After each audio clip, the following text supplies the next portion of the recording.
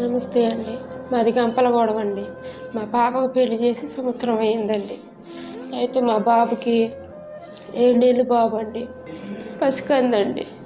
అసలు ఏం జరిగిందో ఏంటో తెలియదండి. ఒక్కరోజే జరిగిందండి. తల్లి పేగు చూడు ఎలా తల్లడిల్లిపోయేనయ్యా.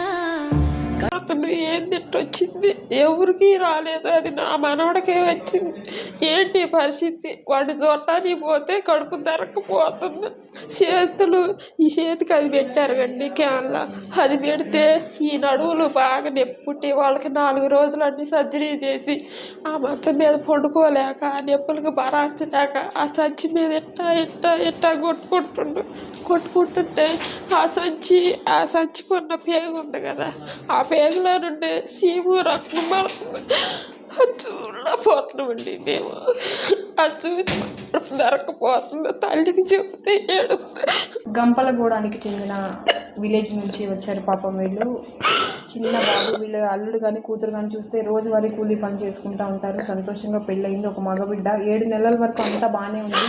సడన్గా ఒకరోజు బాబుకి కడుపు నొప్పి అన్నట్టు బాగా ఏడవడం, హాస్పిటల్కి తీసుకొచ్చేలోపే మోషన్లో చీము రక్తం పడటంతో వీళ్ళకి బాగా కంగారైపోయి హాస్పిటల్కి తీసుకొచ్చారు. హాస్పిటల్కి తీసుకొచ్చి స్కాన్స్ అన్నీ చేయగానే బాబుకి లోపల పేగు మడతపడింది. ల్యాపరాటమీ సర్జరీ చేయాలని ఎమర్జెన్సీగా అని చెప్పి సర్జరీ అనేది చేశారు.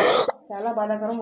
మేము ఇటుకు బట్టీలు పని చేసుకునే వాళ్ళం అండి. రెయ్యం బొగులు చేస్తే 400, 500 ఇస్తారు. అది నిద్ర లేకుండా చేసుకుంటే మనకి ఏదైనా రోగం. ఒక షేట్ ఉంటాడు మాకు.